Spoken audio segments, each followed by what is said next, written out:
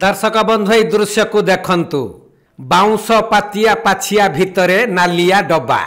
तापर देखंतु किछि लोक माने मुह पूरा घुड़ेई दउचंती माने कही जेपरि तांकु न देखिबो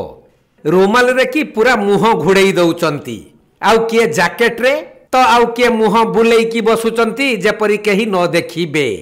एपरि कि जने पुलिस गाड़ी भितरे हेलमेट पिंधि की भी बसिचंती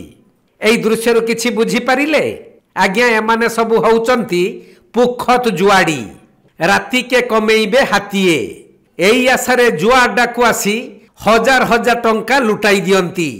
केतेबेले भाग्य साथ देले किछि टंका मिले तो आउ केतेबेले पूरा बर्बाद सेइथि पई सेमानक घरे मध्य विभिन्न प्रकार अशांति हुए एही परी जुआ अड्डा दीर्घ दिन धरी चलीथिला बालेश्वर जिला सिमुलिया थाना अंचल रे जहा को नहीं बारंबार गणमाध्यम रे खबर मध्य प्रकाश पाउथिला हुए तो सेइथि पई पुलिस हेला तत्पर आउ जुआ अड्डा उपरे चढ़ाऊ करी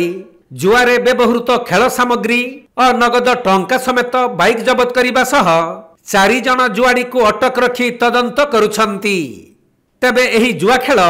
संध्यारु आरंभ होई विलंबित राति पर्यंत चालुथिला जेहेतु गणमाध्यम रे बारंबार खबर प्रकाश पाइला सेइथि पई पुलिस जुआ अड्डा उपरे रखिथिला नजर आउ सिमुलिया थाना अधिकारी नेतृत्व रे एक पुलिस टीम अंतरा पंचायत उसंग ग्राम रे अतर्कित चढ़ाऊ करी 4 जन जुआड़ी को माड़ी बसी धरिबा सह